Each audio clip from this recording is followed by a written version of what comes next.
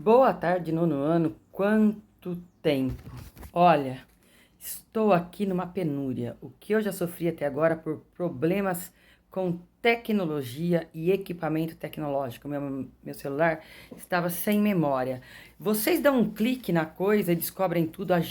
Eu, na minha idade, tenho uma enorme dificuldade. Vai acabar acabando a pandemia e eu não aprendi, porque ninguém me ensina, todo mundo faz no meu lugar. Mas vamos lá, vai.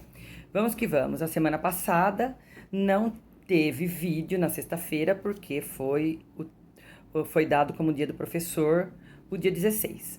Hoje, então, nós vamos falar da aula do dia 9/10, chamada A Máquina Decide o Meu Caminho.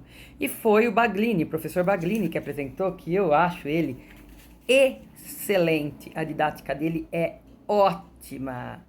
Meus grandes gafanhotos e enormes sereias dessa aula. Ele é muito legal e a didática dele é imprescindível. Então vamos lá, ó. A máquina toma o lugar das pessoas lá no meio rural. Então o que aconteceu? E decidiu o caminho das pessoas. Houve o êxodo rural. Em primeiro lugar, a população era, a grande maioria morava no meio rural, tá? Quando começa, lá no começo da industrialização, já começam a sair as pessoas do meio rural e vir para as áreas urbanas. A urbanização começou aí, lembra lá das outras aulas, tá? Então, ó, foi a máquina que na realidade decidiu o caminho das pessoas por meio do êxodo rural. O processo de urbanização brasileira está muito ligado à saída das pessoas do campo para a cidade. Quando Juscelino Kubitschek resolveu modernizar o país, lembra, como é que é? 50 anos em 5. O que não foi feito em 50 anos, ele resolveu fazer em 5. Que houve uma grande industrialização. O que aconteceu? De um lado, as cidades precisavam de mão de obra para a indústria, os operários, e de outro lado, o campo foi mecanizado e tirou a mão de obra das pessoas, tá? A grande massa veio a partir dos anos 50 e foi nos anos 60 que a indústria realmente urbanizou as cidades.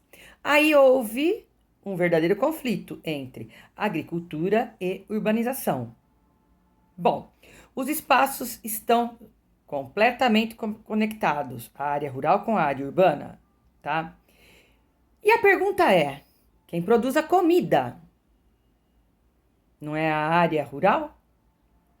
A área rural produz a matéria-prima e envia a área urbana para industrializar esse produto agrícola, tá? A comida é resultado da matéria-prima que é proveniente do meio rural. Como o campo perdeu pessoas para a cidade, estes que estão na cidade precisam de comida. E aí, o campo foi mecanizado. E o que acontece? O contrário também aconteceu. A partir do momento em que tiro o trabalhador do campo e ponho na cidade, se eu não der trabalho a ele, esse trabalhador vai passar fome.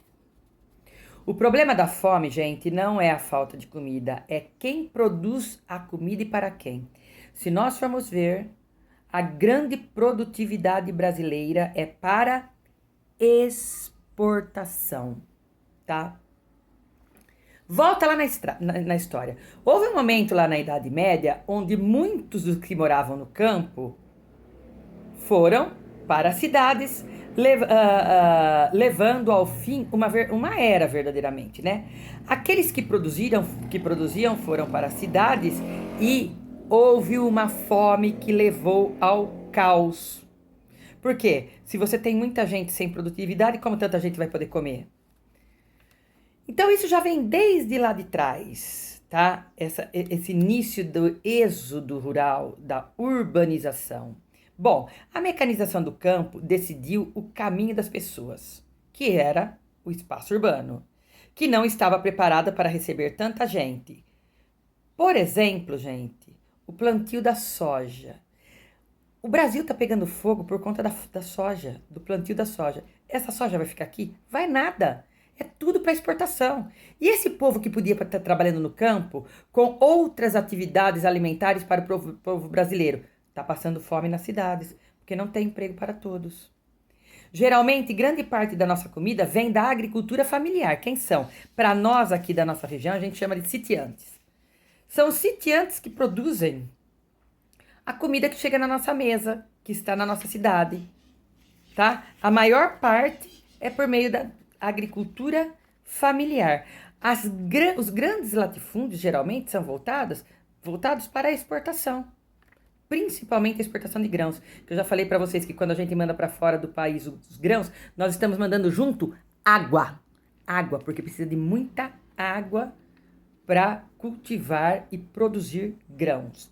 As máquinas substituem os trabalhadores rurais e gerou um mega desemprego no meio rural, tá? A produção aumentou, o desemprego também. O povo foi trocado pela máquina. Então, ó, quando você tem a pessoa lá no meio rural, por pior que seja, ela tem uma terrinha lá, ela planta alimentos para ela no quintal dela, vem para a cidade, ela não vai ter nem lugar para morar, ela vai ter que parar lá nas comunidades, as favelas, né? E aí, como que vai fazer? Vai passar fome. O Brasil é para o mundo um grande celeiro. A China está de olho no Brasil arriscadamente, porque quer tomar o Brasil para ela. Por quê? Campo cultivável que nem nós temos, com água, saindo de nós, é os Estados Unidos. E a China não vai se pôr com os Estados Unidos, né?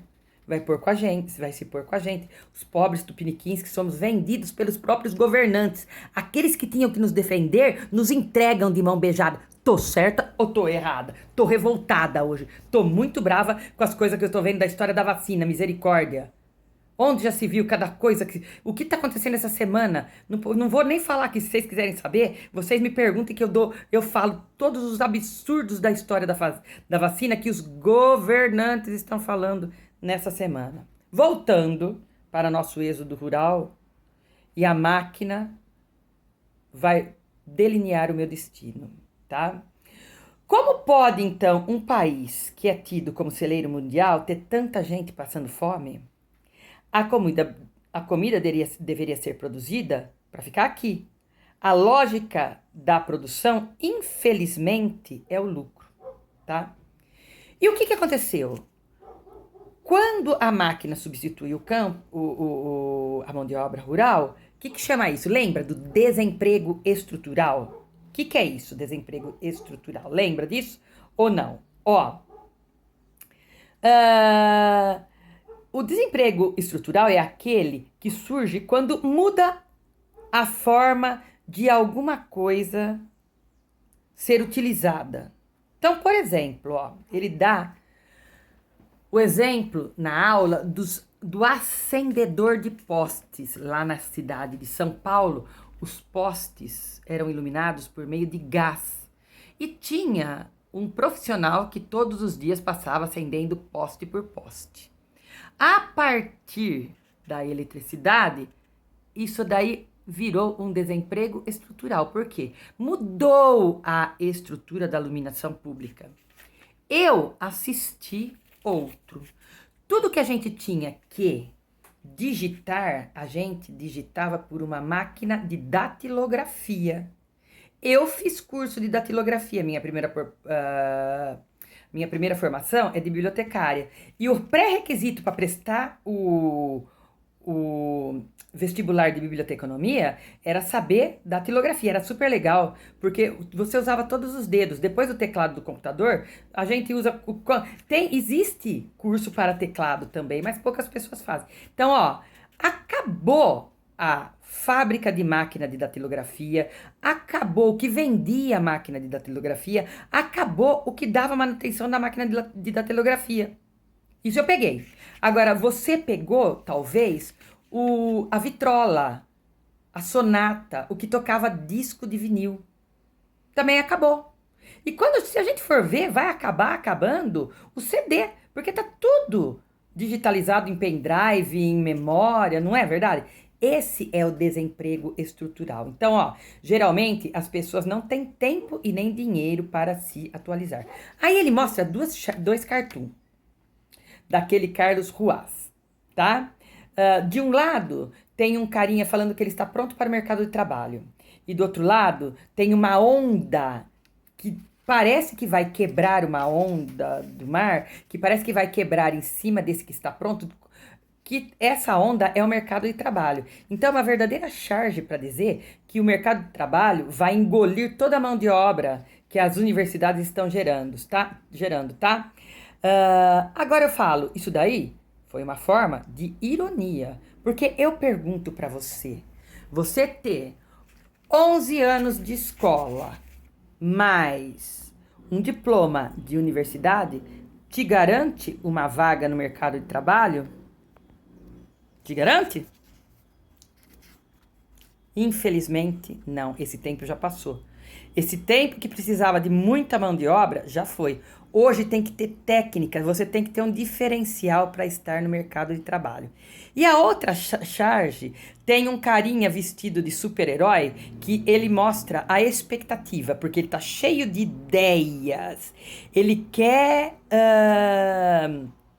ajudar o país. Ele tem muitas ideias. E do outro lado do cartoon, tem um outro coitado debaixo da ponte dizendo: eu quero sobreviver no meu país.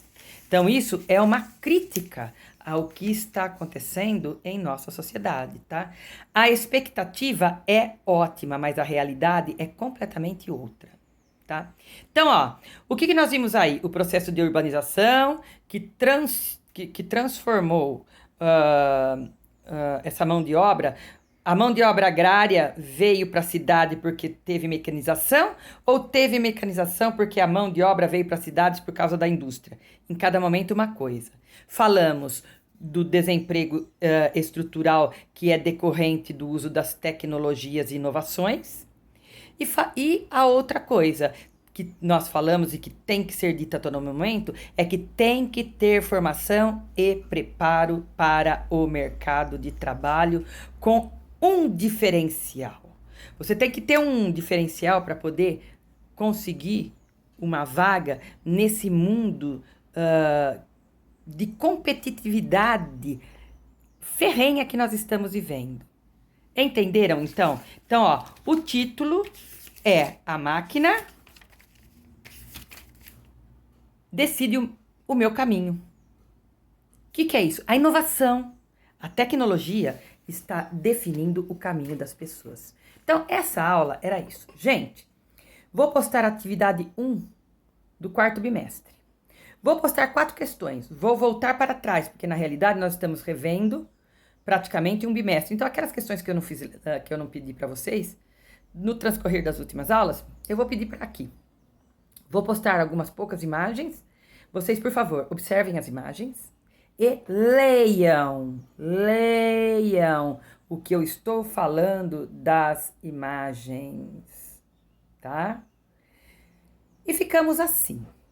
A semana que vem teremos live. Não sei como vocês saberão, mas do horário, a de vocês será provavelmente das 14 às 15 horas. Eu e Silmara vamos conversar, live não, nós vamos fazer um atendimento, conversar com vocês, o que vocês estão precisando, tá bom? Se eu não me engano, no ano é na quinta-feira, porque sexta-feira foi transferido o dia 28, que é o funcionário público, para sexta-feira. Então, sexta-feira vai estar tudo suspenso novamente. Sexta-feira que vem, não teremos esta postagem de geografia mais uma vez. Não percam de nós podermos nos ver, Silmarinha vai estar junto e até lá. Não saiam de casa, se tiver que sair, use máscara e um beijo para vocês. Ficamos assim, viu? Agora vamos ver se consigo mandar a aula, porque a de ontem eu não mandei até agora, que estava tudo entupido. Obrigada pela atenção. Tchau. Beijo.